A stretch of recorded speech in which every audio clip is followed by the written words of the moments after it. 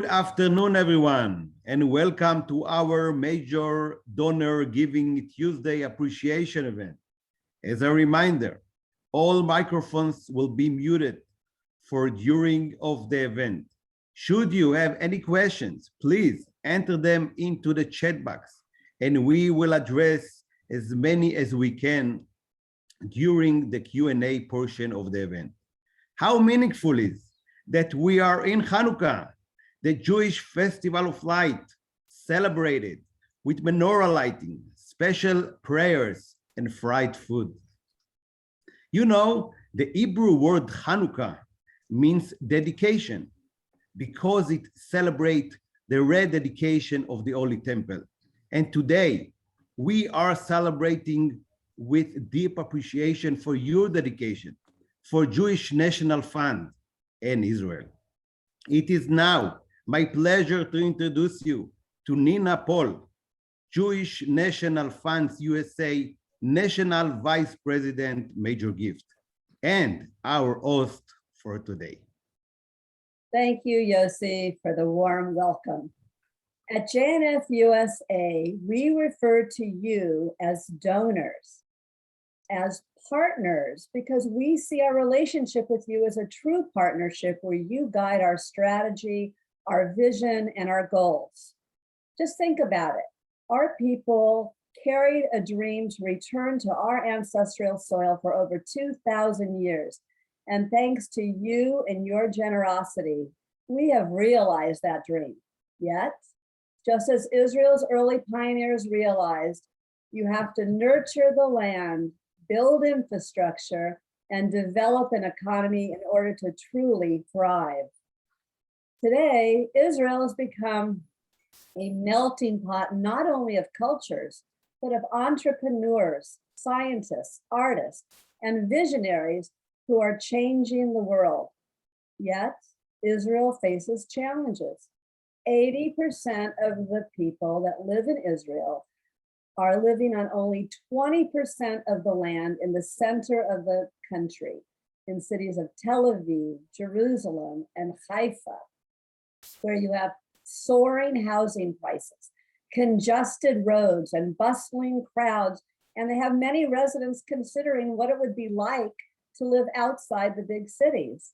Yet, people aren't going to move to Israel's frontier communities unless they can achieve a standard of living that's comparable or even better to where they are now.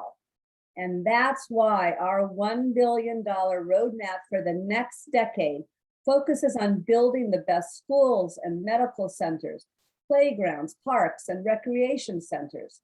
In addition to supporting agricultural research, medical and development and employment creation and housing sites, we do all this to create communities with high standards of living. By supporting our philanthropic investments, you ensure that families in Israel's Negev and Galilee have access to essential local amenities. And you're ensuring that the children that are growing up in these frontier communities have everything that they need to have beautiful childhoods, in addition to every opportunity to succeed as they enter adulthood. Friends, it is now my distinct privilege to welcome Yossi Klein Halevi to today's forum. As many of you know, Yossi is a senior fellow at the Shalom Hartman Institute in Jerusalem. He also co-directs Muslim Leadership Initiative, MLI, which teaches emerging young Muslim American leaders about Judaism, Jewish identity, and Israel. Over the last 3 decades, he has delivered hundreds of lectures, including keynote addresses at the annual conferences of leading Jewish organizations.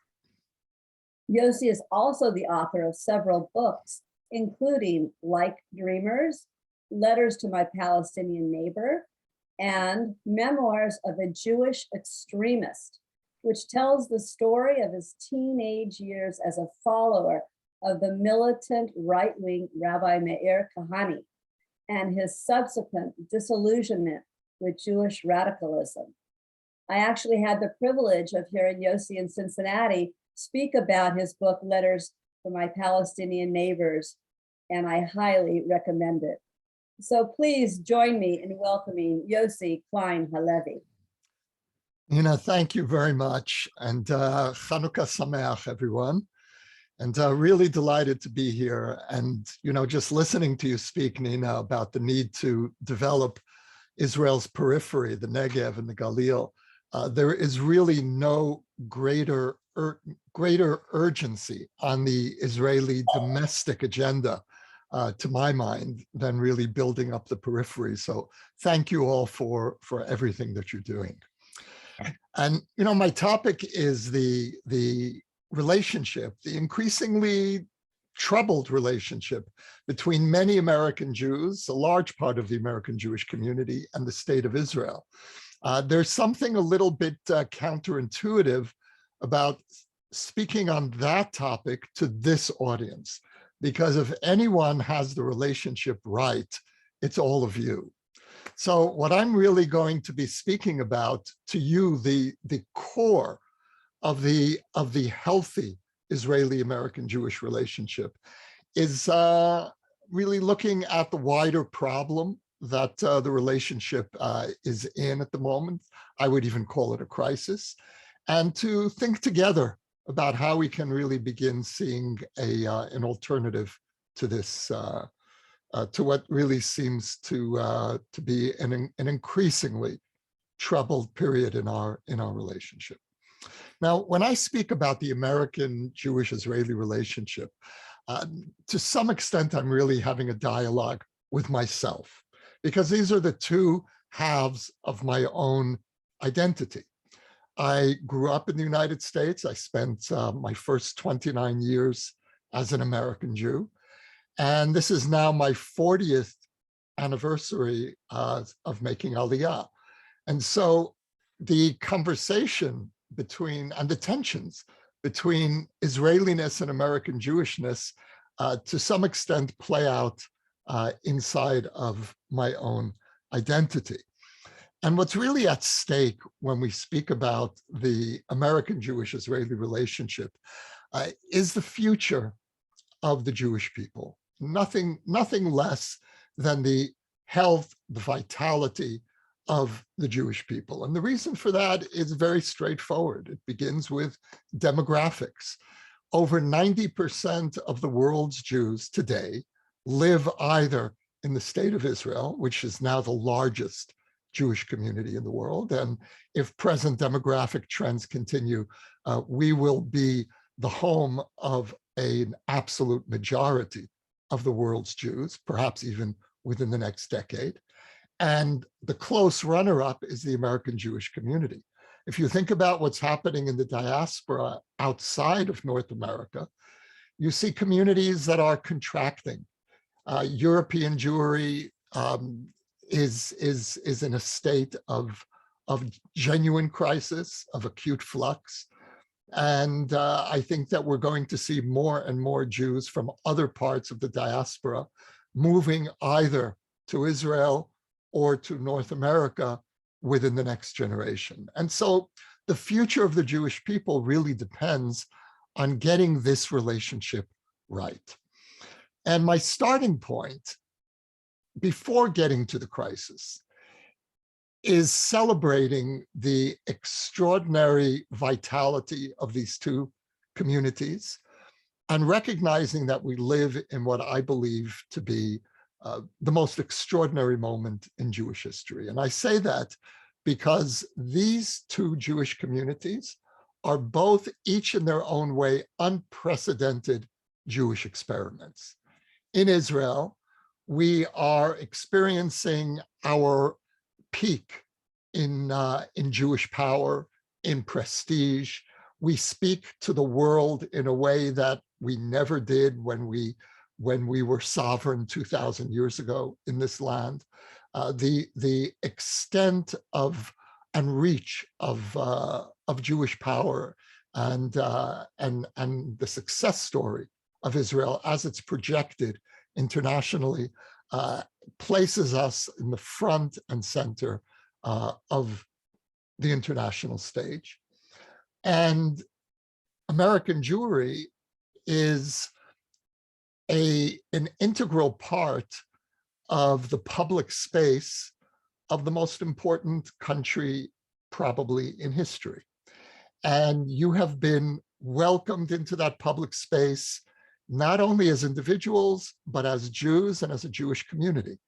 The United States, America, is interested in what Jews think and Jewish needs, interests. And so we have never been as positioned as we are now to project the intensity of the Jewish experience and to really take our place in world history. But in order to be able to fully take advantage of this moment, we need to get the relationship between American Jewry and Israel right. And that relationship is increasingly troubled. Now, to some extent, the tensions in the relationship are really unavoidable. We live in completely different, even opposing geographical circumstances. American Jews live in the most accepting country that Jews have ever experienced. In Israel, we have lived under siege for the last 70 plus years. And as a result of these opposing circumstances, each Jewish community has evolved very different cultures, very different responses to its environment. And so American Jewry is flexible, is open, it emphasizes tikkun olam and social justice. And I would argue that those are reasonable responses to the American Jewish environment. In Israel, we have developed a Jewish culture that is much less universal, more tribal, much more particularist, that really is focused on defending the country, on projecting deterrence to our neighbors, a very different approach to American Jewish culture. And I believe that each of our responses reflects the genius of the Jewish capacity to adapt to whatever circumstance history throws at us. The challenge facing American Jews and Israelis is, how do we overcome these built-in obstacles to mutual understanding and reach a point where we can really begin having a deeper and shared conversation about culture, about values, about Judaism, about the different ways we express our Judaism. How do we develop a relationship of mutual respect? And how do we really learn from each other's strengths? I think that that is, in some sense, the great challenge facing American Jewish-Israeli relations. Now, that was just a few introductory remarks, and I look forward to engaging with you all in a give and take. Okay, thank you, Yossi. Some of the questions here are definitely apropos to what you have just spoken about. So give us how do you see, this growing alienation, but what can be done to turn it around? We understand that it's there, but give us some ideas. Well, I think that let's start with the work that you're doing, because I see that as a crucial piece of shifting the American Jewish-Israeli relationship away from a purely political conversation. There's no way to circumvent politics in the relationship, but the way that much of the relationship is played out today is that it focuses on the problems, on the Palestinian issue, on questions of the American-Israeli relationship. Now, those are all crucial issues, but we can't just confine our relationship to politics. So what you're doing, for example, gives us an opening to shift the relationship toward ecology, for example, toward climate issues, toward Israel's innovations. And how can we project that on a larger stage? And that's really where the work that you do is so significant. So that's one piece of it. Another piece is culture. I love Israeli music. I became absorbed into Israeli society and identity largely by owning Israeli music, by realizing that this music belongs to me as much as it does to a native-born Israeli. This music in recent years has become increasingly Jewish, increasingly spiritually oriented, and it is music that doesn't only belong to Israelis. It really is music that belongs to the whole Jewish people. But I am deeply frustrated by the fact that most young American Jews don't know anything about Israeli culture, starting with the music. Our rock music is world class.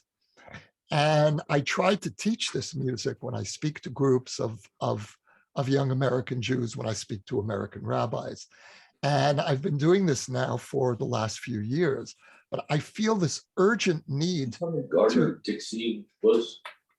I feel this urgent need to tell American Jews that there are treasures. Once that's my. I didn't tell you. I think someone is speaking here. Everyone needs to mute, please. So that's one example. Another example is I think that we in Israel have much to learn from the American Jewish experience as a minority finding its successful place in the most vibrant democracy in the world. Israeli democracy is troubled. We are an embattled democracy. First of all, we are the only democracy that was born in war and that has never effectively known a day of peace in the history of the state. And so we are, in a sense, a laboratory of democracy under extremity.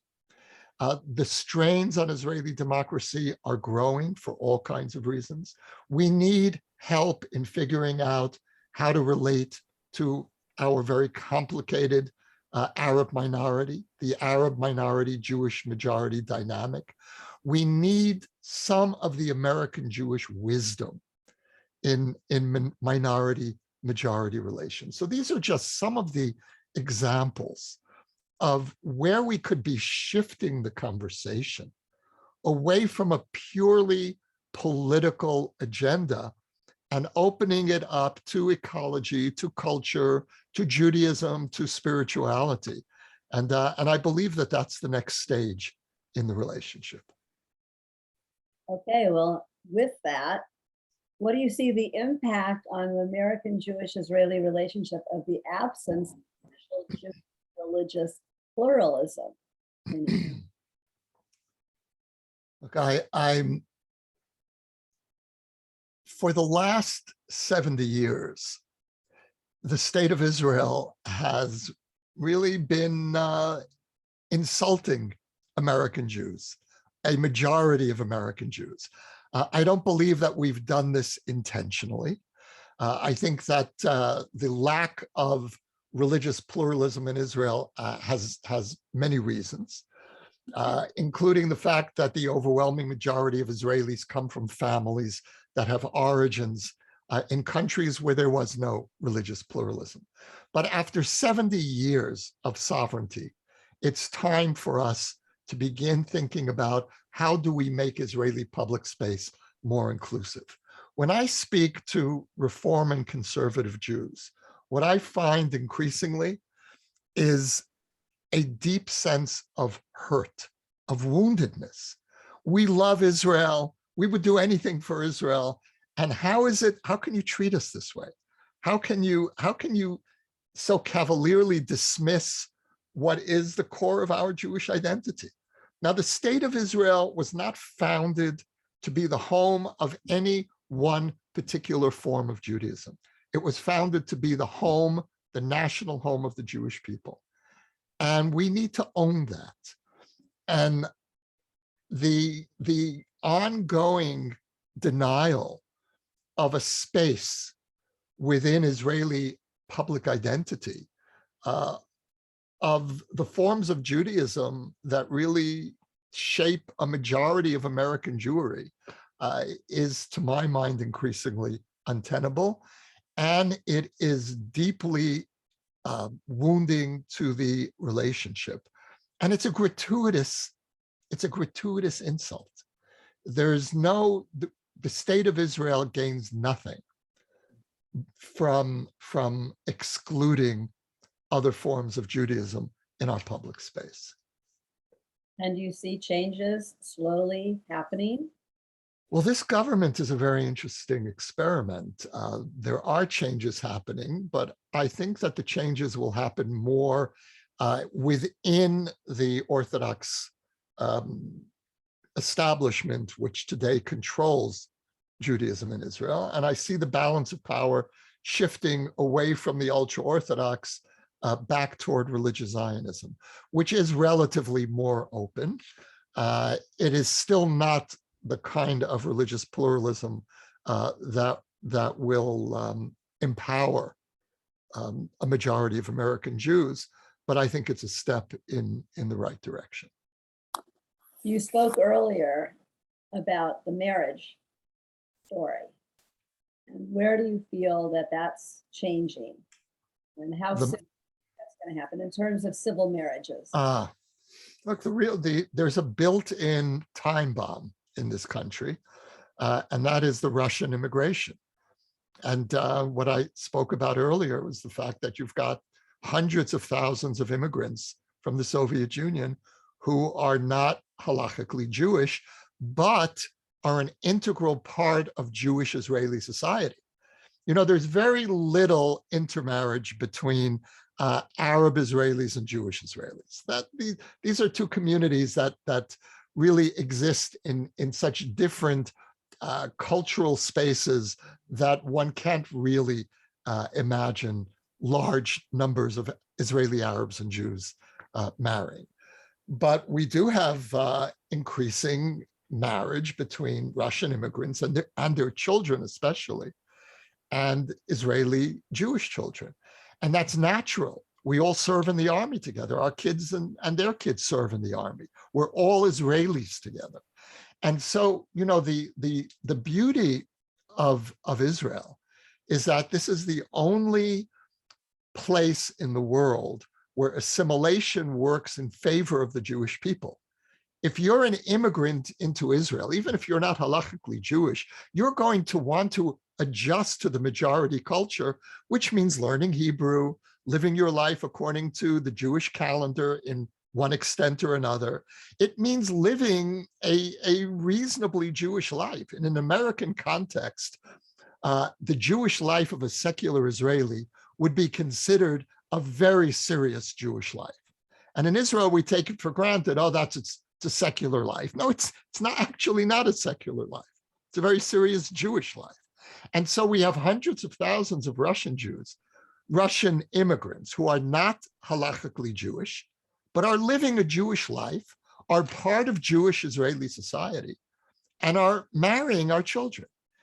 And the Orthodox establishment, and I'm speaking specifically about the ultra-Orthodox establishment, which in recent years has increasingly dominated religion in Israel. The ultra-Orthodox establishment has no interest or ability to deal with this problem because it knows what it knows. There is no room for flexibility. And so we need to be able, first of all, to provide a more open conversion route and let it be Orthodox. If that's, for now, that seems to be the way this will play out, but it needs to be a more flexible form of Orthodoxy. So that's one piece of it. And that, of course, will facilitate marriage in a more natural way in a Jewish context. At the same time, we need to end the absurd situation where Israelis who are as Israeli as I am, who are born in this country, can't get married here and have to fly to Cyprus. That has to end, and I believe that will end. So there was a question, and it incorporates some of this. Part of it is that all these issues that are facing between religious and secular Israelis. So the military service is also one of the issues. And how do you see making progress in this current government regarding that? Yeah, I think the government has taken a wise decision not to force the issue of conscription. And this, of course, is very painful for most of us here. It's very frustrating when we send our children to the army, and you have an entire community of fellow Jews who have opted out of shared defense of the country. And I understand that some ultra-Orthodox Jews should be granted exemptions for studying Torah, as I believe some non-ultra-Orthodox Israeli Jews should be granted exemptions from military activity for if you're a brilliant musician or a brilliant sportsman. You should also, there should be room for some exemptions for those who excel in certain categories, and certainly Torah study should be part of a big part of that calculation. But to wholesale exempt an entire community, whether you are studying Torah in a serious way or not, is, to my mind, a deep violation of the basis of Israeli citizenship, which is shared mutual responsibility. We take responsibility here for each other. And here we have a whole community that is effectively opted out. That said, I believe that to force the issue will only result in greater crisis. I don't believe that you can physically drag people out of the yeshivas and put them in, take them out of one uniform and put them in another uniform. I don't think it's going to work that way. What this government has done is lower the age where young ultra-Orthodox men can leave the yeshiva and enter the workforce. Now, the way that this was structured until recently was that you had to wait till you were 24 years old before entering the workforce if you're on a yeshiva deferment. And the problem with that is that most young ultra-Orthodox men are married by the time they're 24 and are already on their way to building families. And then it makes it that much harder for them to enter the workforce and to learn a profession. So what the government has decided to do is take a deep breath, bite its tongue, and say, okay, we're going to make it easier for young ultra-Orthodox Jews to leave the yeshiva, not go into the army, but enter the workforce. And then the logic here is that the more ultra-Orthodox young men become part of the workforce, the more the community will become integrated into the Israeli mainstream. And hopefully that will also include further down the line some form of military service. Because if you're part of Israeli society, you don't want to be excluded from army service. If you really feel yourself a part of the mainstream, you want to take your place. I mean, that is the ground. The army is the place where we come together as a society. And today, the two outsider communities in Israeli society are the ultra-Orthodox and the Arab Israelis. And it's not a coincidence that neither of those communities participate in the national defense. And with that, though, I keep asking, what about Shirut Leumi? How about service, community service to the country if they don't want to be in the army? I'm talking about the ultra-Orthodox as well as the Arab, but that they should be doing something for their country. Well, one of the least known success stories of recent years in Israel is that thousands of young Arab Israelis are quietly volunteering for national service. They do a year or even 2 years. And the Arab political leadership has opposed this. And yet thousands of young Arab Israelis have nevertheless volunteered. And they do so because they realize that this is their best chance, other than military service, which is not an option for most of them, that this is really their best chance for joining Israeli society. And so I think that it's an extraordinary victory for Israel, and it's a story that should be much better known than it is. And is it not known because the Arab society doesn't support that in that group?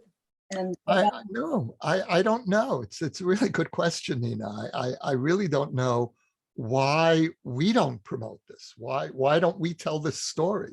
Because it's quite extraordinary. I've met with some of these kids, and it's so moving, really, to see these young people who grew up in villages, who'd never had any real interactions with Jews, and suddenly they're in mainstream Israeli society, and it has a deep impact on them. I believe that. We have a lot of different questions here, Yossi, so I hope we have time to get to them. Here's one. Do you have any suggestions on opening a meaningful conversation leading to improved relationships, primarily with the younger American Jews? And do you feel this younger generation is being pulled away by progressive ideals, intersectionality, and how do we combat this? Look, I spend a fair bit of time on campuses. I've done campus tours in recent years, so I meet young American Jews. Although most of the young Jews I meet tend to be a self-selecting audience. Those who come to hear an Israeli speaker already have some connection. My sense is that the greatest threat to the long-term well-being of the American Jewish community is the rise in progressive anti-Zionism. And I say that because anti-Zionism threatens the self-confidence of American Jewry. When I was growing up, and those of you who are of my generation, I grew up in the 60s and 70s, will know what I'm talking about.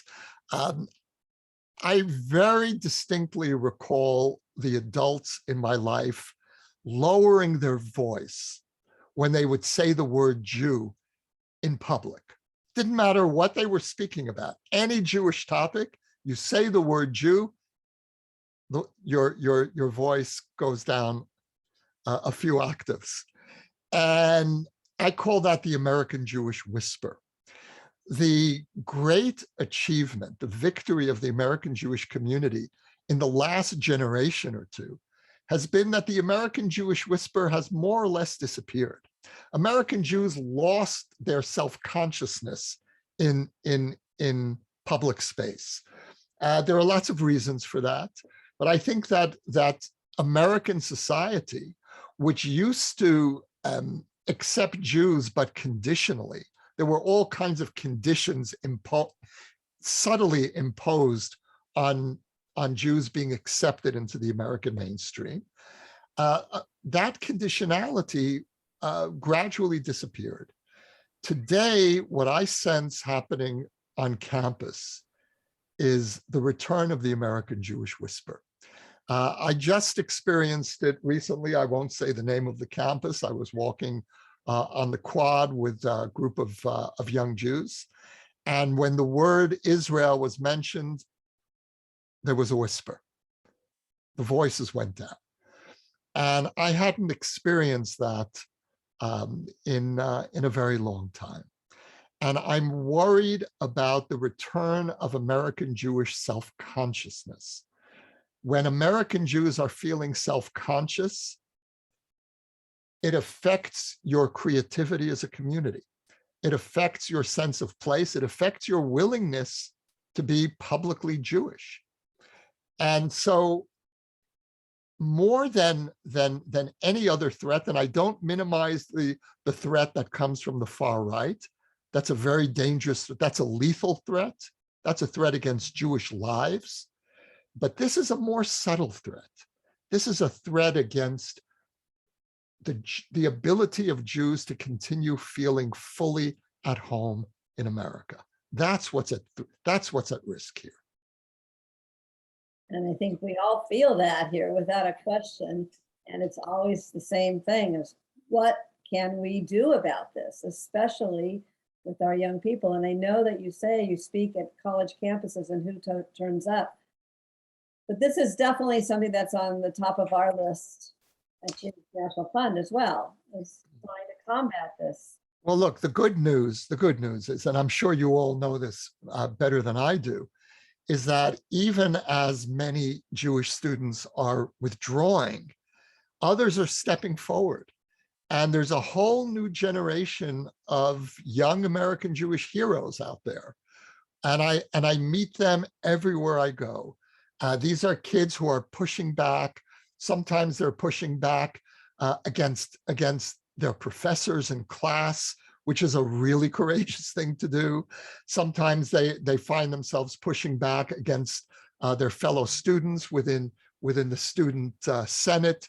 Sometimes they're fighting the administration of their university. They're out there on Twitter. There's a whole new range of Jewish voices, young Jewish voices, and organizations. There's Zionists. There's the New Zionist Congress. There's Wider Bridge, which promotes a pro-Israel position in the LGBTQ community. These groups are heroic, and we need to support them. We need to know they're out there, and they need to know that we're behind them. Absolutely. And we're doing our part. We're building the World Zionist Village in Beersheba that will be global, educating. Hopefully. Terrific. A whole nother story.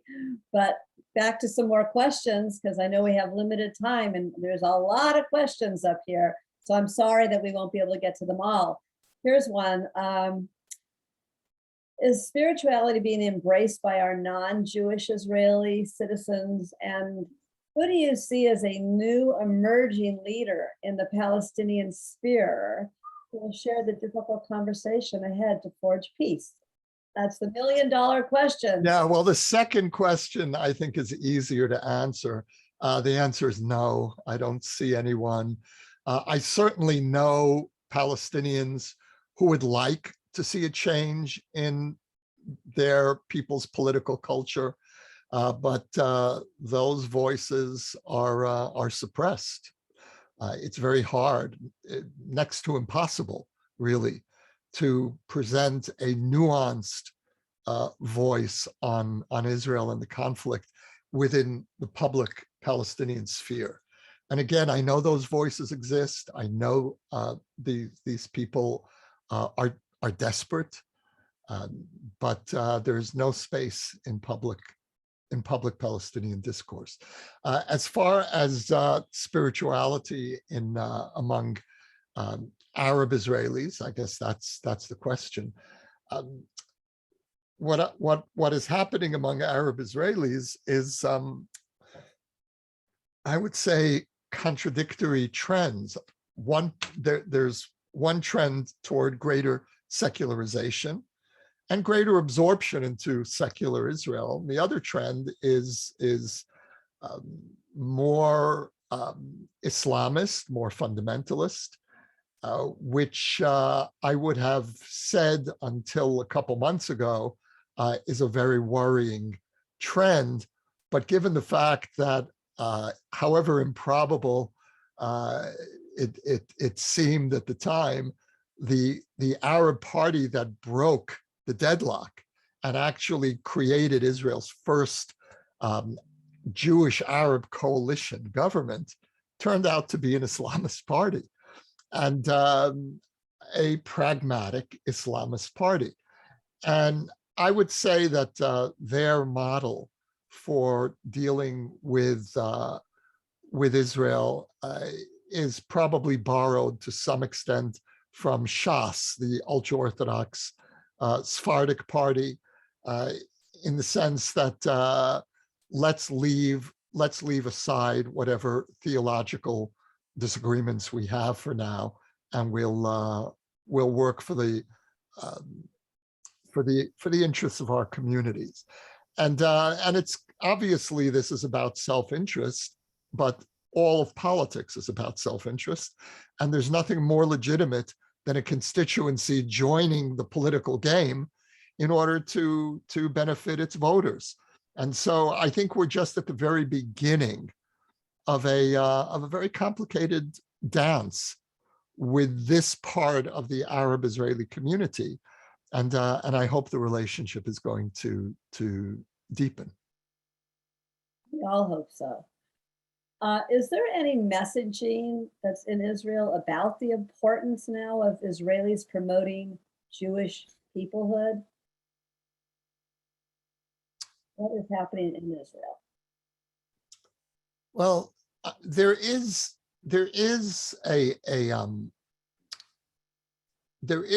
an awareness in the educational system of the need to deepen the sense of peoplehood. I think that Israeli Jews have an instinctive commitment to Jewish peoplehood. It isn't necessarily sophisticated or well-developed, or certainly not knowledgeable. I think it's a scandal of the Israeli educational system that young Israelis can go through the entire Israeli system from kindergarten through 12th grade and really never learn anything about American Jewry, the second largest Jewish community in the world. But when I say that Israelis have an instinctive sense of peoplehood, I mean that we have a sense of family, and we understand that Jews around the world are part. When we speak about us, we mean not only Israeli citizens. And when in the remarks that I made in my earlier presentation, I talked about how Zionism actually created or recreated two peoples. It recreated the Jewish people. It recreated a people out of disparate communities so that we are now functioning as a Jewish people, both in the state of Israel and globally, much more than we have over the last 2,000 years. We are a coherent, functioning people. But Zionism also created another people, which it didn't necessarily understand fully at the time, and that's the Israeli people. And the Israeli people are Jews, but not only Jews. 20+% of Israelis are not Jews. And so the challenge for Israel is to develop, on the one hand, a deeper sense of Jewish peoplehood, of a sense of the state of Israel as the capital of a global Jewish people, and at the same time, the state of Israel as the state of all of its citizens, whether or not they're Jews. And that really requires a much deeper approach to the question of the meaning of Israeliness, Israeli identity, than we've done so far in both of these areas, the Jewish and the Israeli. A lot to deal with. That's why we created a Jewish state, because we didn't have enough problems. Exactly. Last question, and it's easy, but I'm going to ask it. What can American Jews learn from Israel, and how can this learning be achieved? And would suggest that both groups of Jews face existential threats, if of different forms, and that American Jews must have input not available to them domestically if they are to survive. And that's a lot. So I'll tell you a story. I was on a campus recently, and I'm walking in a public space with a young woman who's wearing her Magen David out. And we're talking about Israel. And I noticed that she's not lowering her voice. And I said to her, "Are your parents Israeli?" She had a Hebrew name. And she said, "Yeah." I said, "Do you think that has something to do with the fact that you're not lowering your voice here on campus when you say the word Israel?" And without hesitating, she said, "Absolutely. It was all those trips to my family in Israel over those summers. It was growing up, in a home where my father fought in the Lebanon War, and there is a backbone that Israelis naturally partake of as an expression of this society. Russian immigrants in America also have this. I noticed that on campus, many of the activists, the pro-Israel activists, are the children of Russian immigrants. And so when I think about what young American Jews can learn from Israelis, it's a forthright approach to being Jewish. It's taking this for granted. This is who we are, and a total lack of self-consciousness. Now, and that's really part of the empowerment that Israel projects. But I think there's also something deeper here that American Jews need to pay closer attention to. And that brings me back to what I was mentioning earlier about Israeli music and Israeli culture. We have created the first thriving Hebrew culture, certainly since medieval Spain, but really as a popular culture, certainly not since ancient Judea. And so something extraordinary happens when you live in Hebrew, when you're immersed in Hebrew. And my hope is that American Jews are going to start putting Hebrew literacy on their agenda. And this is something that really, especially your community, which is so deeply connected to Israel.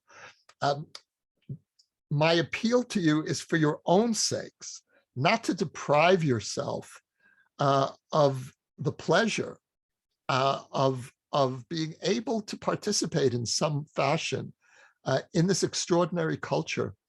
And I think that for me, becoming an Israeli really meant, most of all, living within Hebrew, living within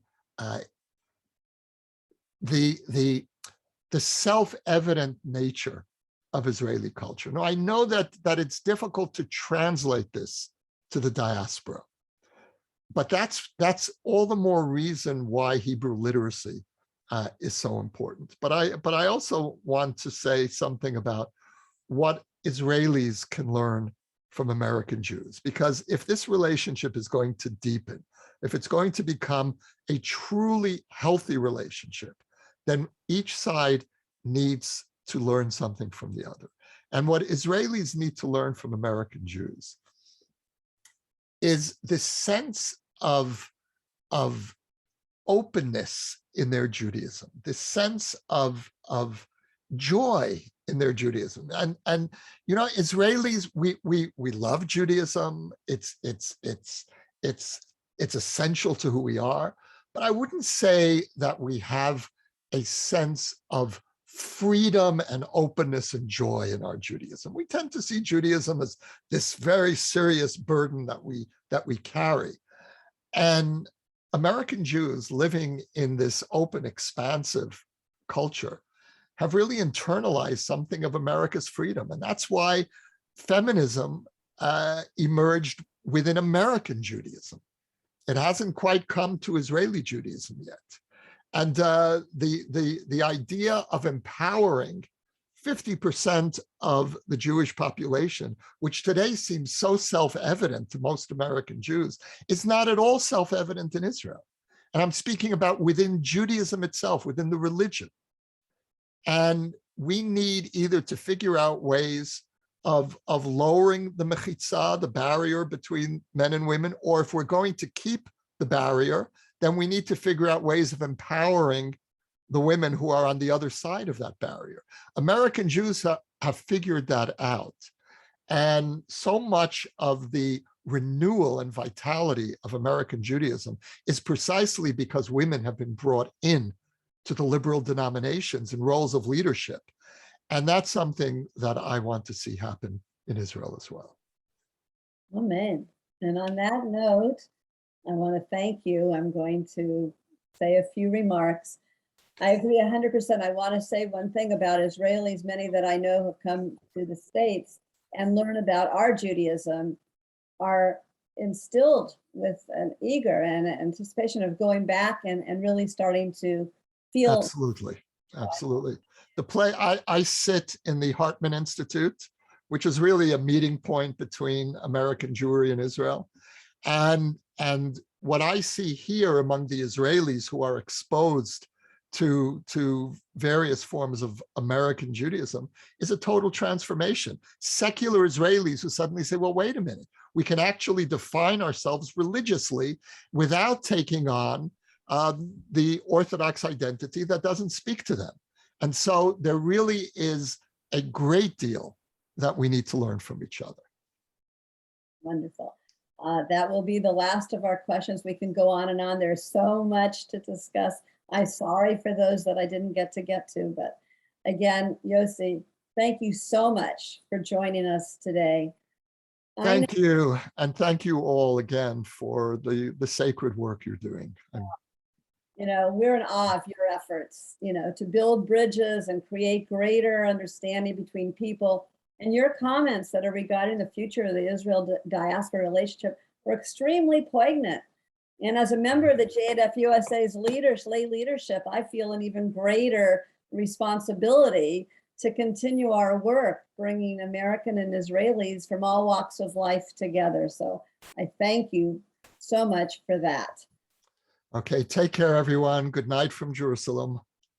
And friends, thank you. Before we conclude today's proceedings, let me say thank you to those of you who have already made your commitment to the 2022 Jewish National Fund campaign.